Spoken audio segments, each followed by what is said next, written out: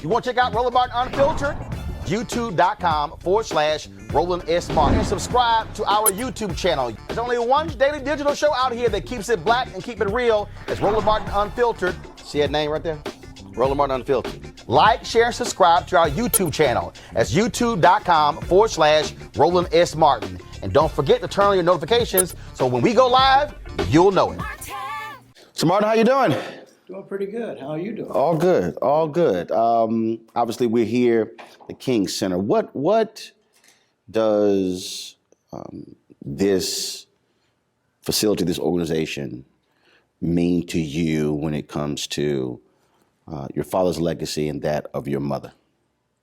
Quite frankly, the King Center was the organization, and is, that my mother founded with family and friends to continue and institutionalize the work of Dad. Perhaps had Mom not done that, we wouldn't be where we are today, because I think people understood the work that Dad was doing, but to understand and evaluate and analyze and continue, it took an institution that was designed partially to teach and train people in nonviolence, teaching us how to live together without destroying either person or property. Obviously, we haven't learned that lesson. But also, Mom and a team of people, along with Stevie Wonder and a host of others, it had to be the United States Congress that voted on it, but they were lobbied by a number of people. And of course, Stevie played a huge role in making sure there was a King holiday. So I think there were a confluence of things that created not just the center. I mean, I just think it's remarkable when you think about the fact Dad was killed on April 4th, just about now 50 years ago, just a few weeks from now. And in June of 1968, this organization was created. The vision of what it was going to be was created at that point. It takes you sometimes several years to plan institutions like this. So it was revolutionary, in my judgment, the leadership of my mom and her team to put this institution in place. And here it stands 50 years later. And while I would say the organization has done great work, we've not scratched the surface yet of what can become, the nation and world to become. Legacy can mean any number of things to a lot of people. Are you happy or satisfied with how your dad's legacy has been defined? No. And I take some responsibility, as others who are keepers of the dream should. And what I mean by that is our society and maybe mainstream media have sanitized who Martin Luther King Jr. was. And as a result, people really don't truly know. They understand the essence through the I Have a Dream speech, but there are hundreds of speeches of Dad's that people have not dissected. And certainly between the latter years, 65 on, Dad was hated. I mean, he became the darling once he was dead and couldn't lend his voice. Then everybody, oh, we love Dr. King. But in his life, people hated him, including people in our own community. Now, part of that responsibility is we've not done enough, meaning the center, meaning the family, meaning the bearers of the dream, but we can and we must and we will do better, because we've got to find a way to make Martin Luther King Jr.'s message relevant to current crisis that exist. I mean, we can just take the example of this tragic shooting in Parkland, Florida, just a few days ago. Dad used to tell us we must learn nonviolence or we'll face non-existence. Well, when you look at the crisis in North Korea and other things, I mean, if we don't handle these conflicts correctly, it's over. And I don't want to sound like Dick. I heard you interviewed Dick Gregory, and you kept trying to ask me, what does that mean, Greg? What does that mean? It's over. It's over. Well, I don't mean it in that way. What I mean is, yes, if we don't take some proactive steps, then yes, this world could be destroyed. I believe there's a great amount of humanity in the human being. I think right now, this particular moment, these children in Florida are showing us that, look, this is wrong. We're going to get something done about it. Up to now, we hadn't done anything. That's one issue, but there are hundreds of issues that we must address. Then we must address it in our own community, because we are constantly in our cities wiping each other out, because we've been taught and programmed to hate ourselves. And until we learn to go back to the basic tenets of love, which is what Christ taught, which is what Dad taught, which is what Gandhi taught, which is what the Dalai Lama taught, and so many others, we're not learning that message. So as it relates to Dad's being sanitized, we got to change that. I frequently say this in speeches. I've said it on television, I've said it on radio, and so I have no problem saying to you that the issue that I have is that your father has become what I call America's civil rights mascot. Mm. That he's treated as sort of this bobblehead figure that, wanted everybody to love each other, didn't want there to be friction, that he was, and when you hear folks describe him, it is as if the radical revolutionary that he was, didn't exist today. He was just this mild, meek-mannered, just go along to get along guy, and it's going to all work out. And then when you see politicians, and for me not to focus on any one party, but when you see a Speaker Paul Ryan, when you see other members of Congress, when you see a Donald Trump, when you see these folks make these statements and send these tweets out, and you're going, but every policy position you have is 100% against exactly what he stood for. It ticks me off. How does it make you feel? Well, beyond angry. I mean, it's everyone has found a way to try to use Dad for their own purposes. And I might add another dynamic that I'm sure you are aware of, but maybe some of the listeners are not. And that is, he wasn't killed because he was organizing folks to be able to sit in the front of a restaurant and go to a movie theater. He was killed because he talked about a radical redistribution of wealth. He understood the whole 1% scenario that we are embraced with now. 1% of the population controls 40-50% of the wealth, and we're headed in that direction. That is a remedy for disaster and destruction. And all he was saying is we got to find a better way to create opportunity so all boats are lifted. And because he said that, that's when they said, and he was getting traction with whites, because the Poor People's Campaign was not a black effort. It was blacks and whites and Latinos and certainly all poor communities. And so he was right on point. That's a radical Martin Luther King Jr. that we don't talk about. And the war in Vietnam, that was one of the things that every leader who was supportive of him after he came out against the war, because President Johnson had signed and gotten past the Civil Rights Act and the Voting Rights Act of '65, but yet Dad was looking at it from a moral standpoint. This is wrong and unjust, and it will not serve us, and it is not right. And so those are all the things that made people hate him. So when I hear people, I'm grateful that people would attempt to utilize his words, but it's always the context that's very perplexing and confusing and insensitive. And so what we need to do is we need to have total education about who Martin Luther King Jr. was. Maybe if they truly understand that, maybe they won't use it in that way. You talked about him being assassinated. I've always said there's absolutely no coincidence that it was 1 year to the day that he gave the speech at Riverside Church Beyond Vietnam. Mm-hmm. I just don't believe there's any coincidence. I think that was a message.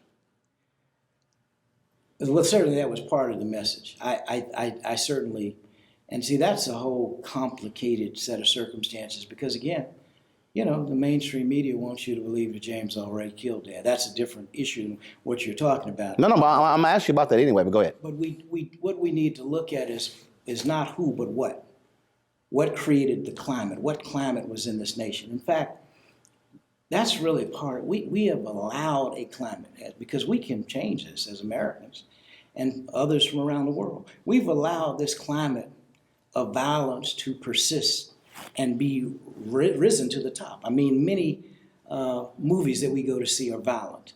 Many of the cartoons used to be violent. They're better now. And certainly all of the video games, 7 out of 10 of them are about blowing up something, shooting something. You wonder why your society is violent? Because you're constantly programming it through your entertainment. And so the public has to demand something different or stop patronizing. And so I'm saying all that, though, to say, you know, the Dad was prophetic about all of these issues. And that the confluence is what got him killed. The primary issue was, yes, he was talking against the Vietnam War. And what people don't even realize, I mean, 50,000 people, soldiers were killed. Their bodies were brought back, some of those, with poppy seeds. So you had the mob mad at Dad because they were putting heroin out in the community. People don't realize this or know this. Many people don't. You had certainly the politicians. The president was angry with Dad. I mean, in theory, President Johnson maybe should have come to his funeral, but he couldn't for a number of reasons. Then you had, racists just in general, the racist people, those people that existed in the nation who were angry.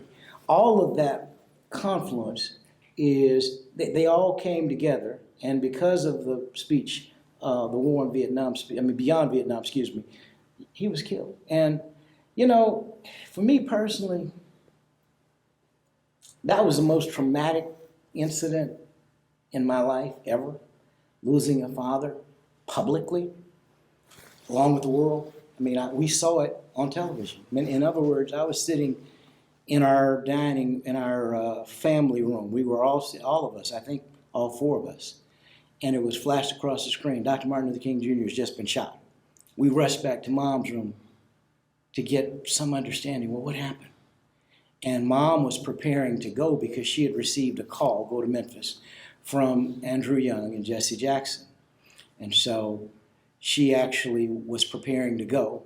She got to the airport and the mayor of the city was walking toward her, and she could tell that the way he was walking there was not going to be good news. And he said to him, I'm sorry, Mrs. King, Dr. King did not survive. So she came back home to comfort us, the 4 of us, and explain to us, in these words I remember, your father is gone home to live with God. I don't remember her saying he was assassinated. She never used that harsh language.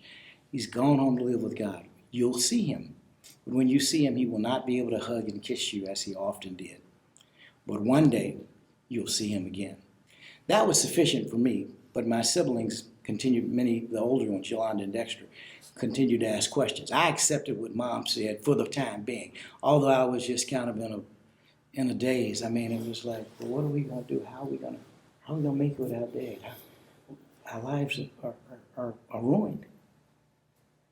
When I talked to Bernice, she talked about not just losing him being assassinated, but the trauma of the next 6 years of losing your uncle, and she said, And grandmother. being killed. She said, how can you drown? There's no water in your lungs. Then losing your grandmother being killed. And she said, I don't think people really don't understand that level of trauma, and then being fearful of your mother not coming home. And so from your perspective, talk about just what life was like in the aftermath of 68 forward, dealing with all of that. And you were how old when your father was assassinated? 10. So for you, this is 10 to 16. That's right. Well, first of all, it was, well, I'll characterize it this way. The trauma I experienced was after Dad was killed, then Uncle A.D., in June of 69. And I believe I always saw these notices on television interrupting the TV. We got to stop. And that was the trauma. And so breaking news. Breaking news. And that's what happened with my grandmother as well. So for many years, I was like, every time breaking news, oh God, there's something else happening to my family. That's the first instinct that happened. It took me a long time to get over that trauma, that there's not something happening with my family, because it always was a public issue. And I don't know how we recover over time. You do recover. But trauma is something major. And certainly, the public probably doesn't even, the majority of the public has no idea. Certainly not even about my grandmother. There's some who know about my grandmother, but many don't. And they certainly don't know about my uncle. And I just thought he was a great swimmer. So for him to just mysteriously drown was always a perplexing question to us. We always wondered, there's got to be more. And he had been trying to get to the truth about his brother's death. So again, people didn't know that. Did you, Bernice talked about openly, seeking professional help? Did you seek that out? Because that's a lot for a young person. I did not, and I don't remember. I remember some counseling sessions, but it certainly was not enough. You know, in the African American community, we always thought when you did that, we were crazy. You were crazy. I mean, that was a marking. Mm-hmm. The reality is some of the greatest leaders in our world have always had counseling, and that's what helps them to become even greater. So I wish that I had more. I did not. I had some limited counseling, and I think we as a family, now maybe later on, each one of us may have sought additional assistance, but I never did, and I wish I had, quite frankly. Earlier you mentioned James Earl Ray. Your family was very vocal in not believing that he was the assassin. Andrew Young, and I believe, was it Dexter? Dexter was who went to see him and interviewed him, and it was recorded. That's correct. Of course, that was a congressional commission.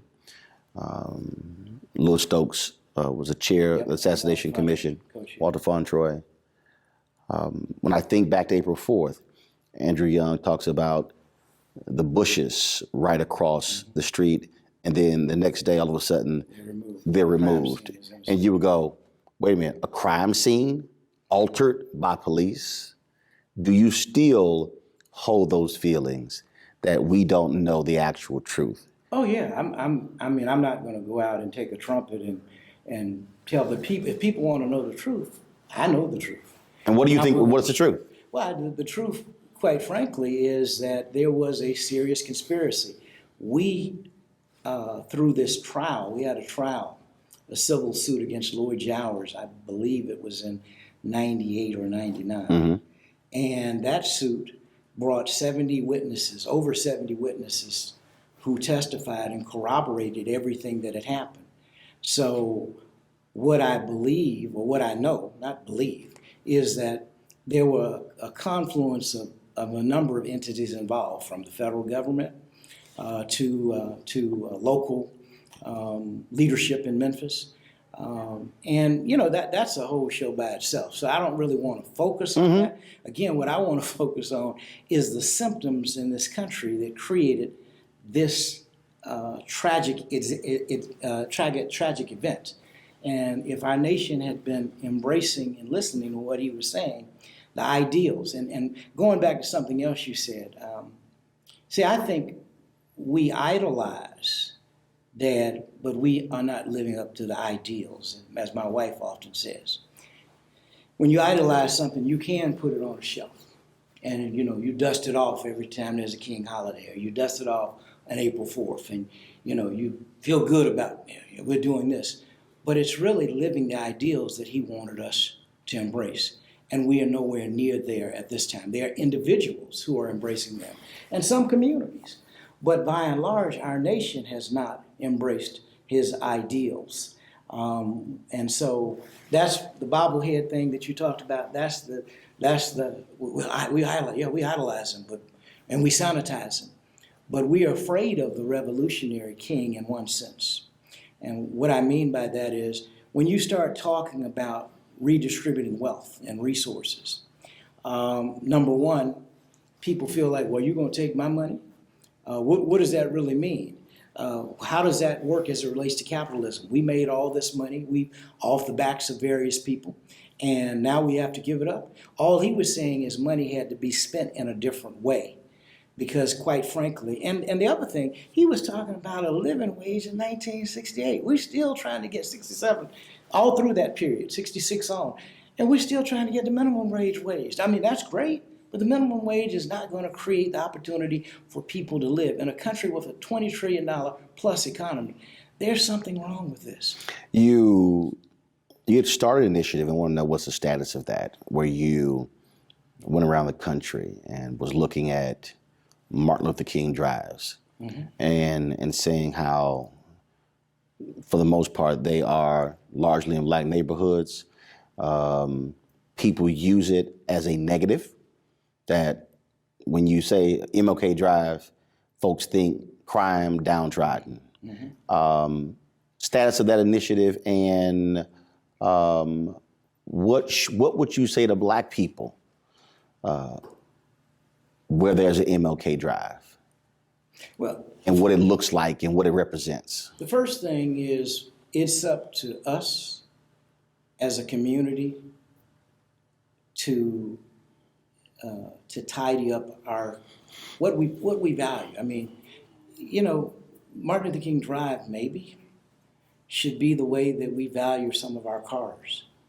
I mean, if you live in the worst conditions, but when you bring a certain kind of car into the neighborhood, people are not going to mess with it, particularly if they know who, you know, some certain people own that. People will steal. That's a different discussion. But by and large, there's respect for that vehicle. We need to respect our neighborhoods, our communities that are Martin Luther King Jr. communities in that same way. And the other thing that we've got to do as it relates to that initiative, the initiative is, I won't say stalled, but it is not moving forward the way I would like to see it moving. I'm not leading the initiative. I was a part of a group that was discussing ways to address it. I believe it still can be done, but one of the things we have to think about is black folks spent $1 trillion last year. Over $1 trillion, in fact.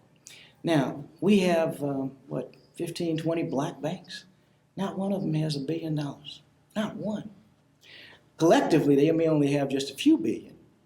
My point is, if we had 10 banks and we had $100 billion, 10 billion in 10 banks, we could dramatically change our community, because we could provide loans for entrepreneurship, we could build better schools, we could build more businesses, or we could build more housing. And so to some degree, there's an educational process that has to take place in our own communities. I think that's where it starts. I think we need not a strategic plan. I think we need an African American think tank, not just the Joint Center for Political Studies, which used to do some good stuff and may still be doing some stuff. But we need something like a Brookings or a Hoover or these great institutions. Everything that Reagan did was planned by the Hoover and Brookings Institute many years ago. We should have had something around the African American community that was designed, where you pay people $150,000 just to think. They don't have to worry about it. When you don't have to worry, we're stressed out. Our adrenals are blown up as a community because we are overstressed. We're overstressed with racism. We're overstressed with just trying to make ends meet. And the society and climate has been created. So we've got to find a way to relax all of that, to peel all that back, and then to figure out how do we build bridges to lift up our communities. And I'm convinced we can do it. We have not up to now, but we can. Obviously, there is so much that happens annually around your father's birthday. It's going to be a lot that's going to be happening around April 4th. They're expecting 50,000+ people to come to Memphis. Journalists from across the world are preparing to be there. You mentioned earlier idolizing. What do you want people to know before they come to Memphis, and what they should be doing when they leave after April 4th? I think the first thing that I want people to know and understand is this is a huge milestone, commemoration in the history of this nation. But we have to quadruple our efforts in embracing those ideals of Martin Luther King: freedom, justice, equality, righteousness. We've got to drill all the way down to the very basics. One of the things that happened, as you certainly are aware, the progressive communities and others helped to elect President Obama and then sat down. The right wing never sleeps. Every generation, Mother used to say, has to regain its freedom. That means that we should have never sat down, even during those 8 years. We should have been helping, and the president asked us to help him. President Obama asked us, but we didn't do anything. But there were a lot of people, though. But he asked us to help, but there were a lot of black folks who said, they wanted no criticism, they wanted no critique, they wanted no push. I literally sat with numerous people, folks with multiple degrees, who said, no, we can't, the brother got a lot on his plate. We shouldn't ask for anything because white folks may not vote for him, and so he got to get a second term. And I literally said, wait a minute, are y'all actually saying that some white folks you don't even know are keeping you from asking for a return on your investment in terms of your vote? And folks said yes. And civil rights leaders, I've sat with many of them, they said we could not make any demands because our own members would say, how dare you, what are you doing? And as a result, the president knew. And I've talked, look, people get mad at me all they want to. He made it clear. Y'all can say whatever you want to, they gonna always be with me. So we had this confluence of events that we just happy you're there. That is absolutely true. And I think we all were very proud and did not want to embarrass and did not want, there were a few, Tavis and certainly Dr. Cornel West and a few others who were constantly challenging the president. Most were embracing and lifting him up. And I think we should have done both. That's what leadership requires. Here's what I said. What I said is, we focused on him being the first black president and forgot he was the 44th. Well, that's very powerful. And I might add, every other president delivered for people. Bill Clinton delivered for a number of folks in the African American community. A lot of every other president. President Bush delivered for some black folk, but delivered for his base. And the presidents go on and on. That's always been the case until President Obama, where there was no expectation that he's going to deliver for the African American community. The African American, and that's our fault. That's not, you can't blame white folk for that. That's us. We did not do what we were supposed to do. So we got President Trump, and it has created a condition very interesting. As much as we dislike much of what he promotes, it is causing a mobilization that we've never ever seen of people coming together who would not have come together had it not been. And I'm not suggesting that it's good. The good part is it's happening. Right. The bad part is that we allowed him to be elected. Well, and that's the thing that I'm gonna come back to that point, but something that struck me when I thought about, and Bernice and I talked about it, when I think about your father's book, Chaos or Community, Where Do We Go From Here? When he talked about, he said there will be many of our white allies who will not be with us. It's the moderate white that we should be concerned about. And I guess the problem for me is that America has only provided us elements of freedom when they were forced to. It's the problem that, all of a sudden folks are mobilizing because of the rise of Trump, as opposed to, no, you mobilize and organize to make sure that doesn't happen. See, now you're forced to, but had you done that, you wouldn't be in the situation that you're in. Are you hopeful that people will realize that you can't be reactive? You can't just wait to something. You can't be like America. Oh, space shuttle blew up. Oh, might want to fix those O-rings. When we knew the problem existed before it actually happened. We wait for things to happen and then we react. That is definitely true, but I think there are a number of things, and that's one of the points that I want to raise. Dad went to visit President Kennedy in '61 and asked him, do you have any civil rights initiatives that you are going to present? Oh, no. Well, Dr. King, I'd love to, but I got some other domestic priorities. So Dad and his team said, okay, we've got to precipitate a nonviolent crisis so that they have no choice.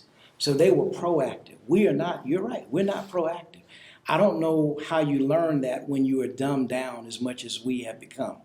We've allowed mainstream media to dumb us down, whether it is a CNN or an MSNBC or a Fox or any of the others. Most of them have dumbed us down. Now, of course, you didn't do that. You did a great job. Well, unfortunately, the show got canceled, and for me, that's one of the issues for black networks. If we don't have our own daily news shows, we're not able to counter that and provide information. Right. And same for black newspapers, black radio.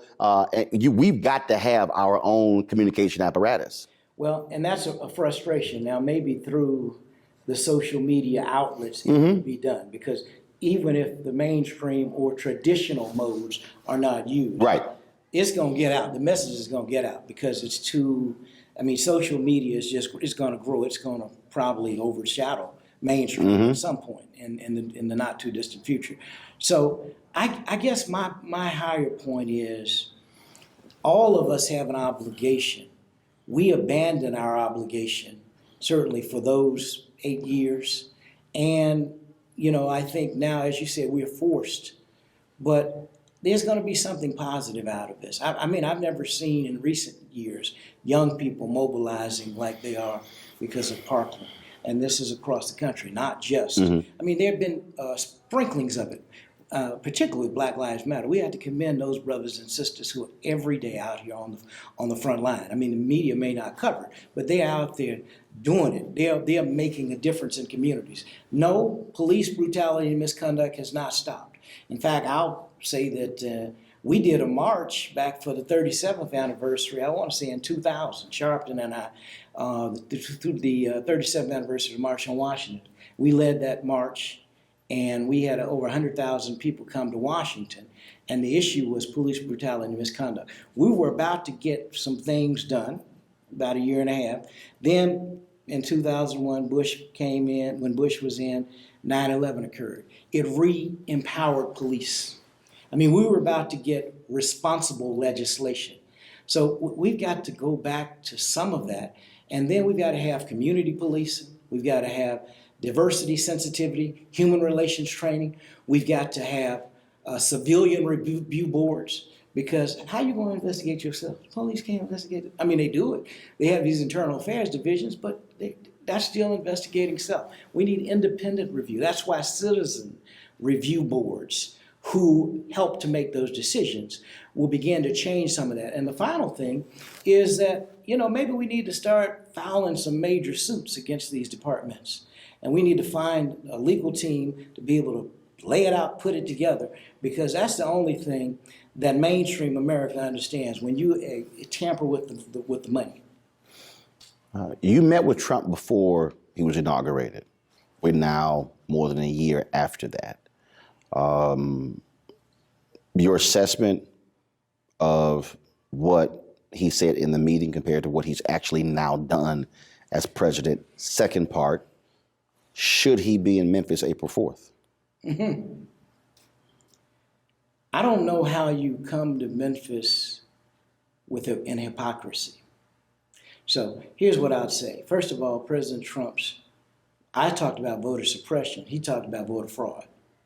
Two different issues. There's no voter fraud. His fraud commission blew up. There's still been voter suppression all over the country, and that's going to be one of the greatest concerns about next year, because the Republican governors and legislatures have drawn the lines in such a way that it makes it difficult for communities of color and gerrymandering students and seniors to vote because they don't have the right ID. So that's a concern. Mm-hmm. The point is, what I had hoped to happen, because he said the idea that I had, which was about an ID, that sounds like a good idea. Let's talk about it when I'm actually in the Oval Office. He had said he wanted us to come. I was hoping we would, but I wasn't sure that it was going to happen, and it hasn't.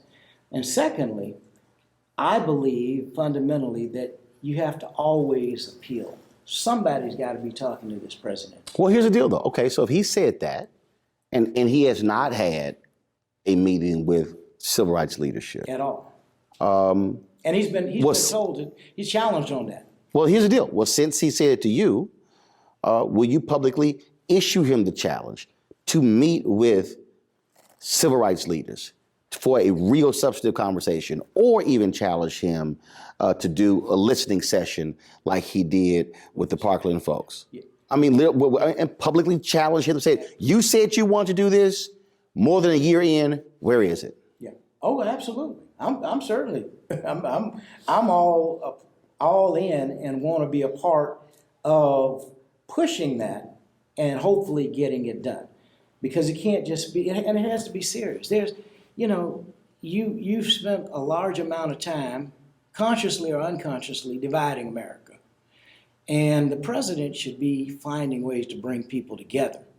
Now, this Parkland issue, this tragedy in Parkland and in Broward County and at Douglas School is one issue, but there are a myriad of issues that have to be addressed. And it is imperative that soon he sit down with the civil rights leadership, in my judgment. And hopefully this issue, the Parkland issue, will make it easier. But here's where we are. This is the 50th anniversary of the sanitation workers' strike. Mm-hmm. The 50th anniversary of the assassination of your father. 50th anniversary of the Fair Housing Act. And then, of course, you have Secretary Ben Carson issue an edict where cities did not have to submit their plans on how they would end segregated housing, giving them that waiver from an Obama-era role. The 50th anniversary of the Poor People's Campaign. The 50th anniversary of the Kerner Commission report on race riots. And we have a president who will not sit down with civil rights leadership, will not sit down with black media, and you have these huge different events, and it's kind of like whatever. And that to me, and I've challenged him directly and his administration as well, made the request to him. I'm saying you have got to sit down with these constituents. If you want to say you're the president of everyone, you've got to sit down with these folks. But there's no question about that. And I think you're absolutely correct in relationship to Not only has it not happened, it seems like it's a distant hope. But when he continues to do some of the things that he does, it makes it very difficult for leadership to even want to engage. That doesn't mean that somebody shouldn't. That just means that you understand the difficulty. In other words, But from your point, shouldn't they engage? Here's what I say. Here's what I say. When he had the cabinet there, and they were all around the table, and he kept the cameras there, and they were all praising him. This is what I say. I say, fine, we meet. Leave the cameras here. Leave the cameras on. Make this an open. Let America be a part of, like when President Obama had the healthcare deal. No. Let's have an open conversation. Civil rights leadership, president, open, so they can hear the dialogue. that is ideal, and it's real, and it could happen. But it only happens when we are organized. Mm-hmm. If you understand. I got it. And Understand. Like I said, we spent $1 trillion. Where did we spend it and why? Because we wanted something to make us feel good temporarily. So if we decided as a community, okay, I'm going to exercise my buying power elsewhere. I'm going to stop doing this. I'm not advocating a boycott, but I'm saying sometimes you have to take extreme measures to get results that you want. I just asked you, April 4th, should he come? And if he does come, what should he learn? Should he be in Memphis April 4th? I don't know if I can answer that. I think he'd have to come in a totally different spirit, in a totally different vein. I mean, he would have to if he had some revolutionary announcement to make, yes, maybe, that he as the president was going to do, that addressed workers' rights, that addressed poverty, that addressed a lot of the serious issues. Yes, that would make sense. So you're saying if he doesn't? If he's going to come with the same, Right. For what purpose? I mean, what is he going to say? In theory, yes, the president should be there, whoever the president is at this particular time. But this president, in my judgment, should only come if he has something profoundly that is going to change the complexion of what things he's done in the past have been. So you're saying I've learned, I think, because I want to create a unified America. So you're saying don't make this a checkoff event. Don't make it a photo op. Oh, it has to be substantive. Absolutely not. My father and others didn't die for this to be relegated to just something that you do as a photo op. There's serious work. There are people suffering all over this country. And not just black people, but black poor people disproportionately. There's a criminal system. It's not a just system. If it was just, it wouldn't be 60% and 70%, 80% African American, and then Latino and Hispanic, and then poor white folk. So there's no justice for African Americans by and large. If you have money and resources, yes, you can get decent counsel, and perhaps you can get some justice. But the system does not work. It's full. I mean, you got 2.5+ million people in jail. More people in jail in this country than any country on the planet. I mean, there's something wrong with that. That shows how, you know what I say? We're dysfunctionally functional. And you say, well, that's an oxymoron. Yes, it is. But the reality is the way we've conducted ourselves shows us we're dysfunctionally functional. That we got to change. You, out of your siblings, you're the only one with a child, daughter. Earlier you talked about caretakers of the dream. You have the King Center, King family, you have the Institute, Stanford, you have all these different entities out there. Folks are aware of back and forth between you and your brothers and sisters. How do you ensure that 50 years from now, it will be taken care of in good hands? Because for black folks, and obviously even America and the rest of the world, who tells the story and how the story is told is even more critical than it just being told. Mm-hmm. Mm-hmm. Because it can become some other sort of narrative. Well, How do you ensure that? well, I can say as it relates to our daughter, my wife and I are instilling values in her. She may decide, I don't want to do this. But the hope is that she will be willing and want to take up the mantle. Just knowing who she is. Let me share this story. And this is unprompted.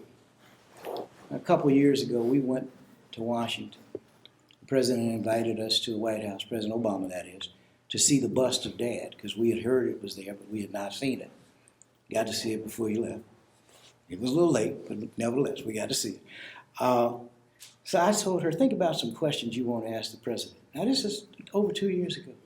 You know what her question was? She was probably 7 years old. Mr. President, what are you going to do about these guns? I see my children getting killed. Now, this is a long time before Park. A 7-year-old kid, Martin Luther King Jr. and Coretta Scott King's granddaughter, and Martin Luther King III and Andrea Waters King's daughter. That's one of her first questions.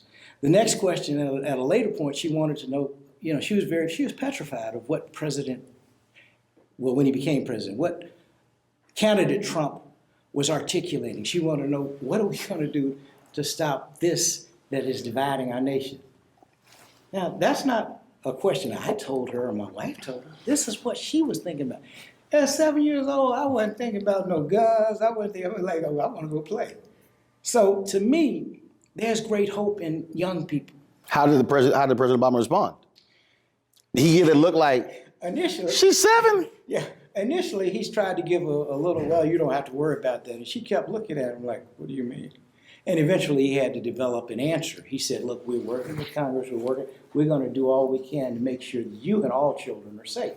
So he came around to an answer that she accepted.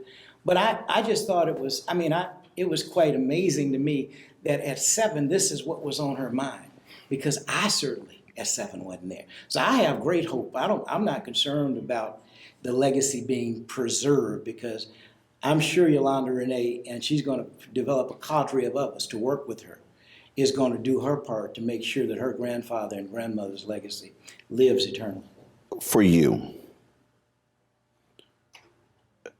April 4th cannot be an easy date every year.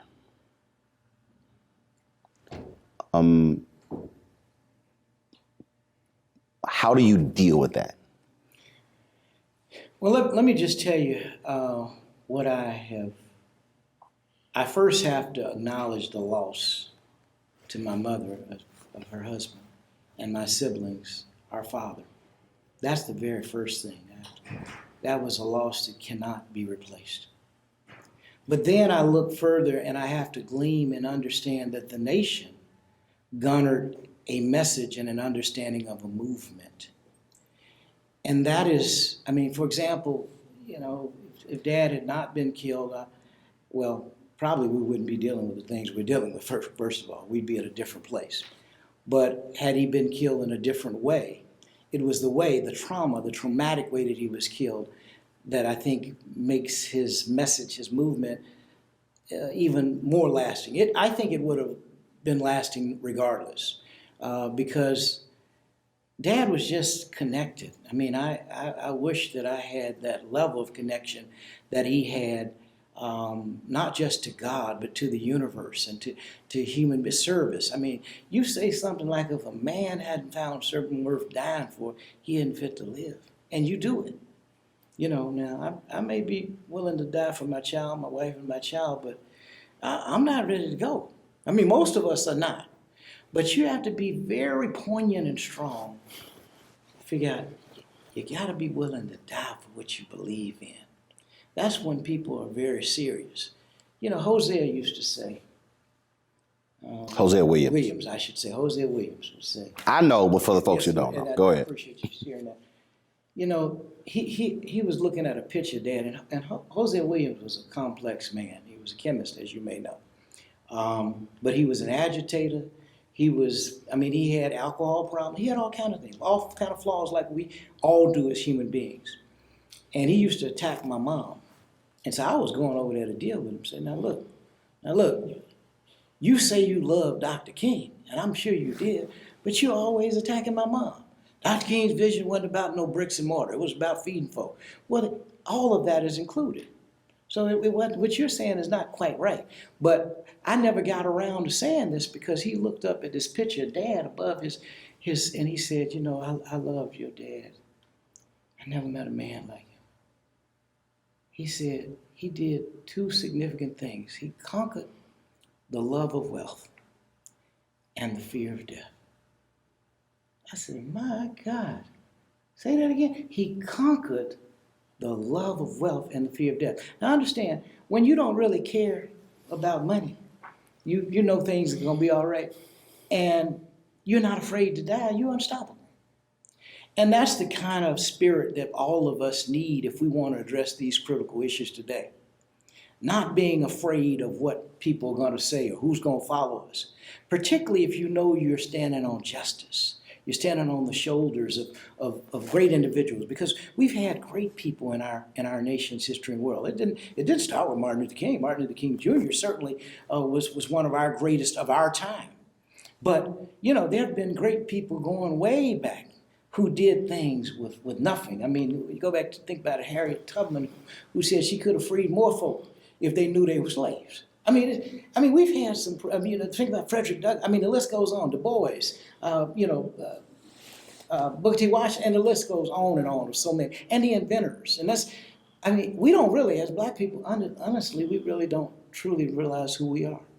We don't realize we were kings and queens, and that civilization began on the African continent. Most of us don't realize that because we're taught negatively.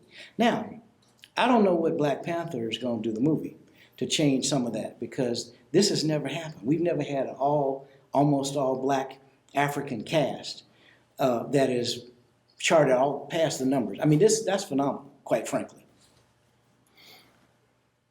There was so much drama, anger, confusion after your mother's funeral, revolving around Harry Belafonte. Mm-hmm. I interviewed you, the Chicago Defender at the time, right, about that as well. Mm-hmm. And there were a lot of hurt feelings for a long time. But we were at Sharpton's conference last year in 2017, and Harry Belafonte was being honored. And he publicly forgave you and the family. Had y'all previously talked about that, or did that catch you by surprise? And what were you feeling when you heard him say how it was important that be done? I don't want to say I was totally surprised. We had not spoken, period, recently. But I've always had incredible respect and love for him because I know what he went through. I know that he brought entertainers and other celebrities to the table throughout the movement. I mean, he and Daddy were close friends. So I knew all that. I always expect, and he always personifies the best from his perspective, which is generally truth, in my judgment, truth to power. That's, you may not agree with him, but he's telling the truth. And I've always respected and admired that in him. And so I've always loved him, even though the conflict had occurred during Mom's funeral. So to hear him say what he said, I called him the next day. And we had a rather, it was a short conversation. But I was basically telling him how much I appreciated him and loved him and what he continues to do at 80 plus, 85 or 6 plus. I mean, he's amazing. And that's the way I see him. And, I was saddened that we went through what we went through. But, I think we're on the right track. I had a meeting with him about 5 years ago, and he talked about addressing it then. He said, look, I don't know how long I'm going to be here. I don't want these issues to harbor. I grew up a little bit with his son, David, and his daughter, Gina, his younger children. I knew Sherry and Adrian. I knew them, the older ones, but I knew David because David and I are the same age, and we haven't really talked in a long time. I'll see Gina periodically. But I just thought that was so powerful, what he did, because only he could do that. I was just there to present the award, And, what it showed was reinforced was the level of respect and love that he had for Martin Luther King Jr. And that generally gets passed on to the family. And he certainly had that. That never got lost, but somehow there was some disconnection at a certain point. And my hope is that we're back connected together. In fact, I'm going to be going to New York soon, and I'm going to reach out to him for lunch, to have lunch. You want to support Roland Martin Unfiltered? Be sure to join our Bring the Funk fan club. Every dollar that you give to us supports our daily digital show. There's only one daily digital show out here that keeps it black and keep it real as Roland Martin Unfiltered. Support the Roland Martin Unfiltered daily digital show by going to RolandMartinUnfiltered.com. Our goal is to get 20,000 of our fans contributing $50 each for the whole year. You can make this possible. RolandMartinUnfiltered.com.